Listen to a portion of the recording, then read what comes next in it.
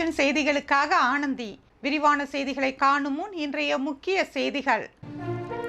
உளவாய்க்கால் அருகே போலி மதுபான ஆலை கண்டுபிடிப்பு. பல லட்சம் மதிப்பிலான மதுபானங்கள் பறிமுதல். இந்திய ராணுவத்திற்கு ஆதரவு தெரிவித்து பேரணி. ஏனாமில் மூவர்ண கொடியுடன் அணிவகுப்பு. வான்வழி தாக்குதல் நடந்தால் என்னென்ன செய்ய வேண்டும்? மாவட்ட நிர்வாகம் அறிவுறுத்தல். திண்டிவனத்தில் இருசக்கர வாகனத்தில் புகுந்த நல்ல பாம்பு லாவகமாக மீட்ட வனத்துறையினர். இனி விரிவான செய்திகள். உளவாய்க்கால் அருகே போலி மதுபான தொழிற்சாலை கண்டுபிடிக்கப்பட்டுள்ளது. புதுச்சேரியிலிருந்து தமிழகத்திற்கு கடத்தி செல்லப்பட்ட மதுபானங்கள் பூத்துறை அருகே வாகன சோதனையில் பறிமுதல் செய்யப்பட்டது.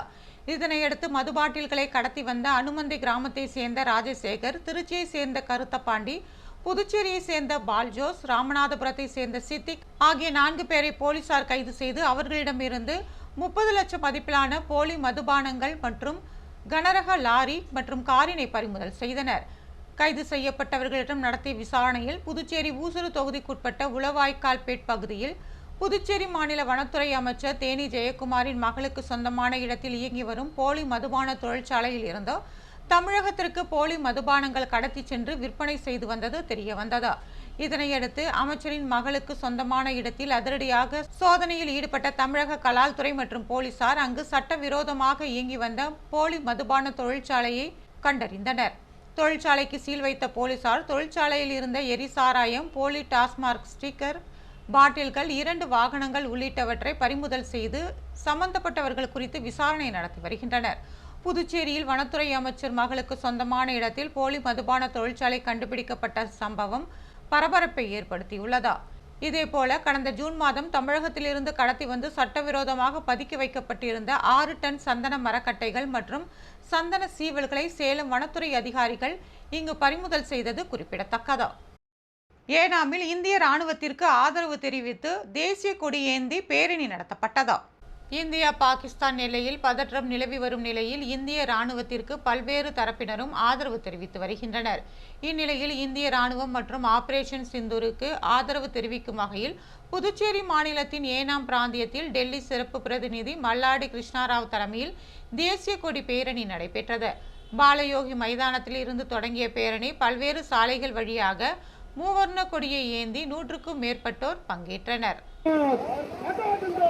जिंदाबाद जिंदाबाद जिंदाबाद जिंदाबाद जिंदाबाद जिंदाबाद भारत माता की रैली సంఘీభావ ర్యాలీ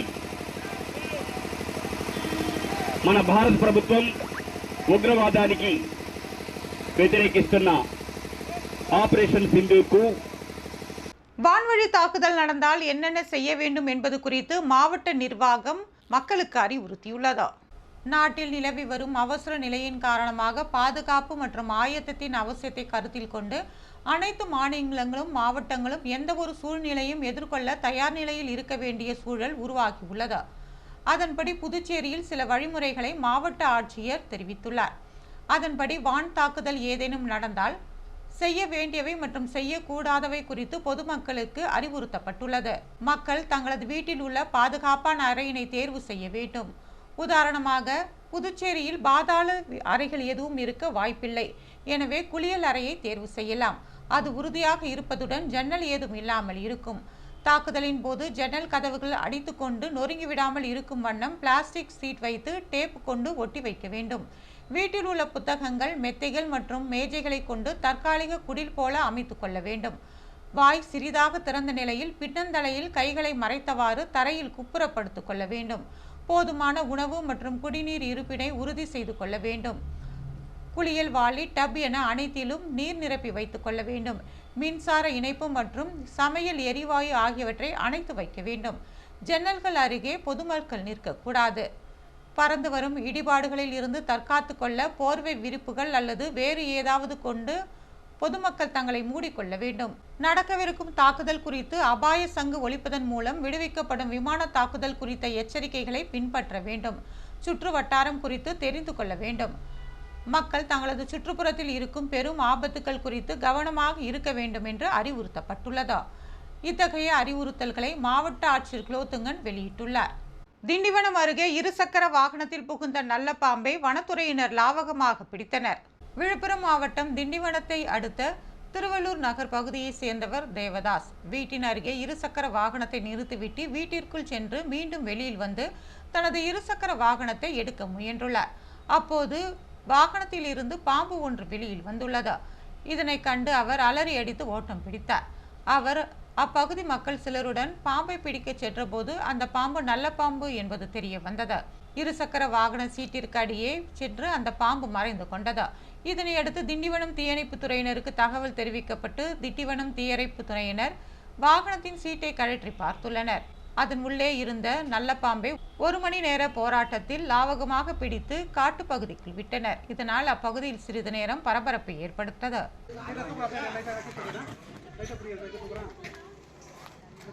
எப்படி பாம்பு இப்படி கை பிடிக்கும்? அதுதான் உங்களை நிறுத்த போட்டலாம். நான் எடுத்துறேன்.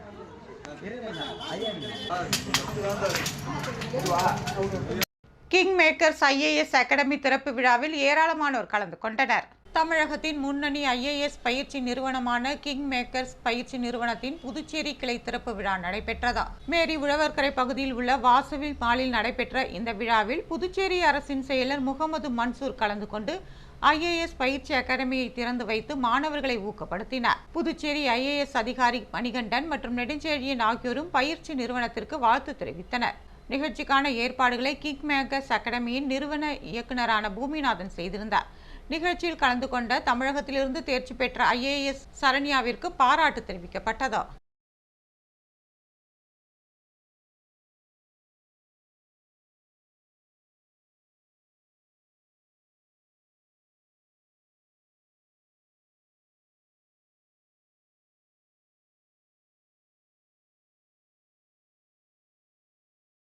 மரக்காணம் திரௌபதி அம்மன் கோவில் தீமிதி திருவிழாவில் ஏராளமான பக்தர்கள் தீமிதித்து தங்களது நேர்த்திக்கடனை நிறைவேற்றினர்.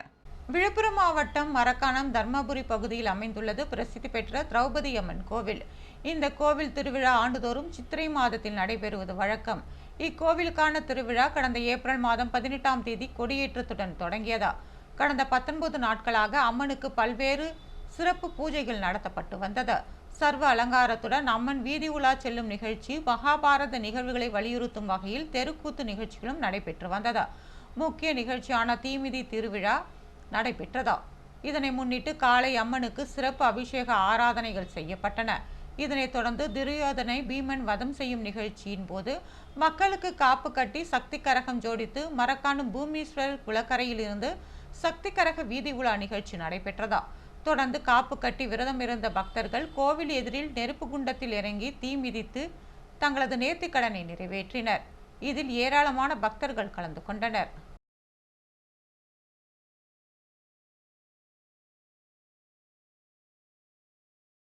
வில்லியனூர் முத்தாள வாழியம்மன் கோவிலில் செடல் உற்சவ விழா நடத்தப்பட்டது.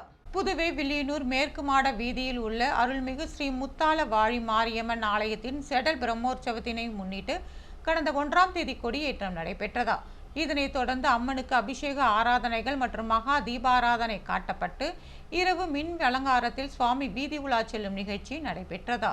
இதனைத் தொடர்ந்து அம்மனுக்கு சந்தன காப்பு அலங்காரம், நண்பகலில் கூழ்வார்த்தல் நிகழ்ச்சியும் நடத்தப்பட்டது. இதில் திரளான பக்தர்கள் கலந்து கொண்டனர். மாலை செடல் தரித்தல் நிகழ்ச்சி நடைபெற்றதா. இதில் பக்தர்கள் கலந்து கொண்டு அம்மனுக்கு செடல் தரித்து தங்களது வேண்டுதலை நிறைவேற்றினர். இரவு மின் அலங்காரத்துடன் பூப்பல்லக்கில் பரசுராமர், காத்தவராயன், அம்மன் வீதி உலா நிகழ்ச்சிகள் நடைபெற்றதா. வில்லியனூர் தொகுதி சட்டமன்ற உறுப்பினர் சிவா தனது குடும்பத்தினருடன் கலந்து கொண்டு சுவாமி தரிசனம் செய்தார்.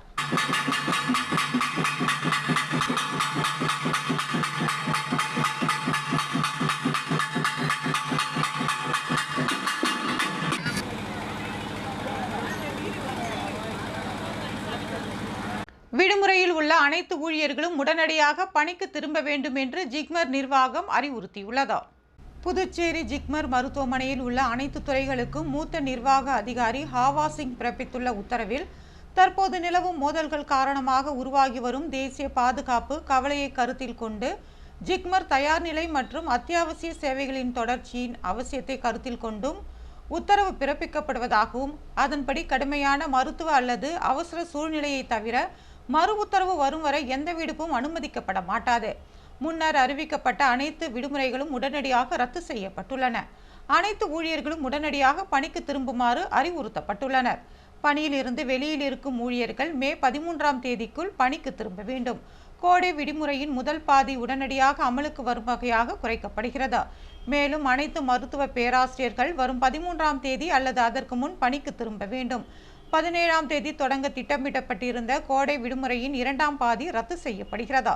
தற்போதைய அவசர நிலையின் போது முழுமையான செயல்பாட்டு தயார் நிலை மற்றும் தடையற்ற சேவை வழங்கலை உறுதி செய்வதற்கு இந்த நடவடிக்கைகள் மேற்கொள்ளப்பட்டுள்ளது.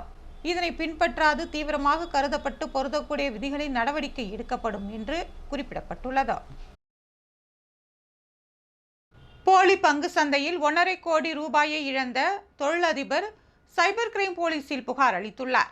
புதுவை சேதராப்பட்டில் பிளாஸ்டிக் சம்பந்தமான பொருட்கள் தயாரிக்கும் நிறுவனத்தின் உரிமையாளர் ஒருவருக்கு கடந்த மாதம் வாட்ஸ்அப்பில் பங்கு சந்தையில் முதலீடு செய்வது எப்படி என்று குறுஞ்செய்தி வந்துள்ளது.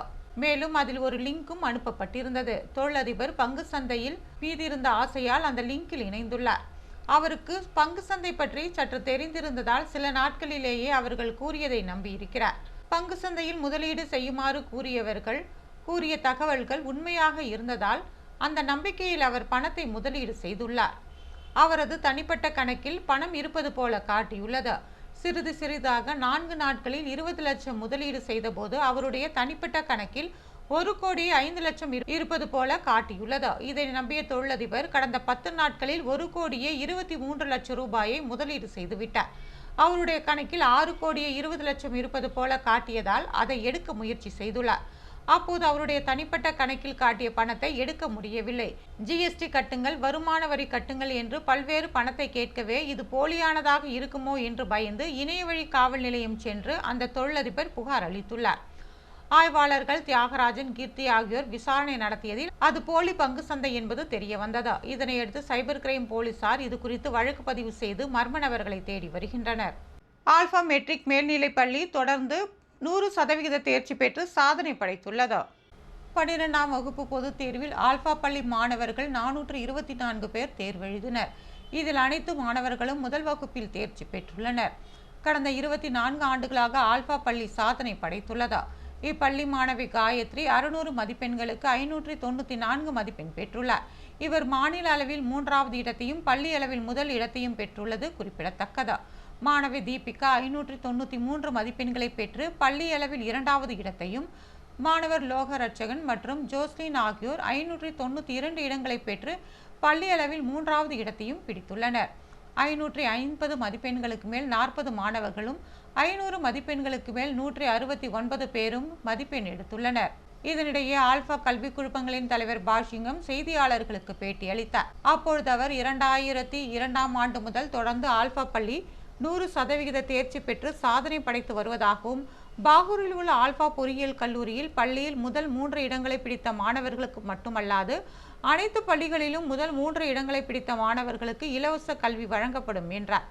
இப்பள்ளியின் முதலிடத்தை பிடித்த மாணவி காயத்ரிக்கு ஆல்பா குழும கல்லூரிகளில் சேர்ந்தால் 50% கல்வி கட்டணம் இலவசம் என்றும், வேறு கல்லூரியில் சேர்ந்தால் 25,000 ஊக்கத்தொகையாக வழங்கப்படும் என்றார். இதேபோல 2ஆம் இடம் பிடித்த மாணவி தீபிகாவிற்கு 15,000ம், 3வது இடம் பிடித்த மாணவர் லோகரட்சகன் மற்றும் ஜோஸ்பினுக்கு தலா 10,000 ஊக்கத்தொகையாக வழங்கப்படும் என்றார். பள்ளியில் முதல் 15 இடங்களை பிடித்தவர்களுக்கு ஆறுதல் பரிசாக 5,000ம், 40 இடங்களை பிடித்தவர்களுக்கு 3,000ம் ஊக்கத்தொகை வழங்கப்படும் என்றும் அவர் தெரிவித்தார்.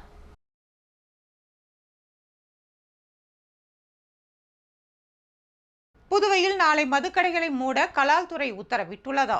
பாமகவின் முதல் சித்திரை முழுநிலவு மாநாடு கடந்த 2013ஆம் ஆண்டு நடைபெற்றது. தொடர்ந்து 12 ஆண்டுகளுக்கு பிறகு சித்திரை பௌர்ணமி வன்னியர் இளைஞரணி மாநாடு என்ற பெயரில் வருகின்ற 11ஆம் தேதி நடைபெறவுள்ளது. மாமல்லபுரத்தில் நடக்கவுள்ள இந்த மாநாட்டிற்கான ஏற்பாடுகள் மும்முரமாக நடைபெற்று வருகிறது. அதன்படி இந்த மாநாட்டிற்கான சிறப்பு பாடல்கள் வெளியிடப்பட்டுள்ளது. மகாபலிபுரத்தில் நாளை சித்திரை பௌர்ணமி இளைஞர் மாநாடு நடைபெறுவதையொட்டி புதுச்சேரியில் உள்ள சாராயம், கல், பார் உள்ளிட்ட அனைத்து வகையான மதுபான கடைகளையும் மூட கலால்துறை உத்தரவிட்டுள்ளது. மீறி கடையை திறப்பவர்கள் மீது கடும் நடவடிக்கை எடுக்கப்படும் என்றும் எச்சரிக்கை விடுத்துள்ளது. புதுவையில் இன்றைய தங்கம் மற்றும் வெள்ளி விலை விவரம். தங்கம் 1 கிராம் 9,045 ரூபாய். ஒரு சவரன் தங்கம் 72,360 ரூபாய். வெள்ளி 10 கிராம் 1,080 ரூபாய். மீண்டும் இன்றைய முக்கிய செய்திகள். உளவாய்க்கால் அருகே போலி மதுபான ஆலை கண்டுபிடிப்பு. பல லட்சம் மதிப்பிலான மதுபானங்கள் பறிமுதல். இந்திய ராணுவத்திற்கு ஆதரவு தெரிவித்து பேரணி. ஏனாமில் மூவர்ண கொடியுடன் அணிவகுப்பு. வான்வழி தாக்குதல் நடந்தால் என்னென்ன செய்ய வேண்டும்? மாவட்ட நிர்வாகம் அறிவுறுத்தல். திண்டிவனத்தில் இருசக்கர வாகனத்தில் புகுந்த நல்ல பாம்பு லாவகமாக மீட்ட வனத்துறையினர். இத்துடன் செய்திகள் நிறைவு பெறுகிறது. வணக்கம்.